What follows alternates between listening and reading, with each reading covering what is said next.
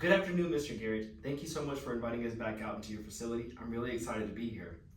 As you already well know, the last time we visited, we set up a new network for you that it included various different machines. I understand that we're here today to talk to you about the new production server that you recently had installed, and you want us to do some scans on that to test for vulnerabilities. Upon our investigation, we decided to do an open port scan on your web server as well, just to kind of find any exploits that could affect that production server also. And we focused on two. A whole host of them came up, but we wanted to focus on two: port 21 and port 80. Port 21 is your FTP port. We talked a little bit about that last time we were here, the file transfer port. And then port 80 is your HTTP port. That of course includes any type of websites and things of that nature. Port 21, the exploit that we did for that, we did a command prompt that allowed us to get a remote code execution, which we'll get into how we figured that out here shortly. This right here does show that the exploit was completed, so we were able to successfully get that exploitation. This is the education. These are two websites that are essentially the education platform for cybersecurity analysts like myself. This is going to be the MITRE and the National Vulnerability Database. They kind of work together.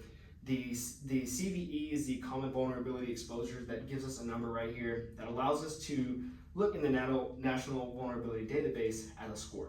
The score for this open port is going to be at a 7.5. Scores range from 1 to 10, with 10 being the highest. So of course this isn't the best of news. Going into port 80, kind of the exact same command process that we decided to use. We were also able to successfully get an exploit on that open port. And then this is the CVE and the CVSS scores for that open port. You'll notice right here that the base score on this one is even higher. It's rated at an 8.8. Going into the production server, I wanted to focus on two for specific reasons: port 111 and port 445. Port 111 because it has a lot of Windows affiliations, and then port 445 because I was able to get some password cracks on those. We'll start off with port 111. These are of course just the open production server ports. There's also a whole host of them open on there. But focusing on port 111, you'll notice down here I was also able to get a successful exploit on that. And then this is the CVE and the CVSS score for that one. This one's rated even higher at a flat 10. So we definitely want to focus on getting this patched up for you. And then going into port 445, like I mentioned, port 45 has a lot of Windows affiliations.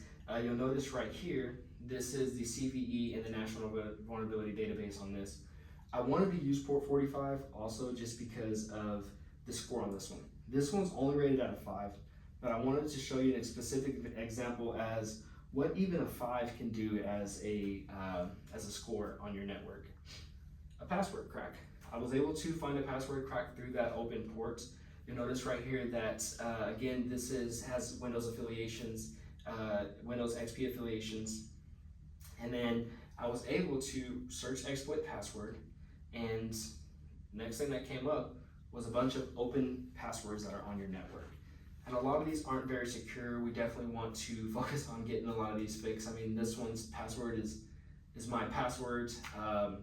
They spelled it wrong, so I don't know if they were trying to be more secure or trying to spell, but they failed at both. So we want to definitely increase the security on these passwords. This one is 1, 2, 3, 4, 5, 6, 7.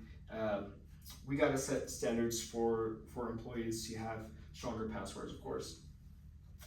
Just some things that we recommend included with that is definitely closing out any type of open ports that we have that are unnecessary on your network. That includes the web server and the production server that you recently installed. Any ports that you don't need, we want to delete those ports out, and then also including the production server into your firewall. When I was doing an investigation, I noticed that firewall wasn't protecting that production server, so we're going to fix that for you as well. Again, Mr. Garrett, thank you so much for inviting us back out. I'm super excited to talk about this stuff with you. I'm very passionate about it, so we're going to get this all fixed for you today. And if there's anything else that you need in the future, of course, we're only a call away. Thank you.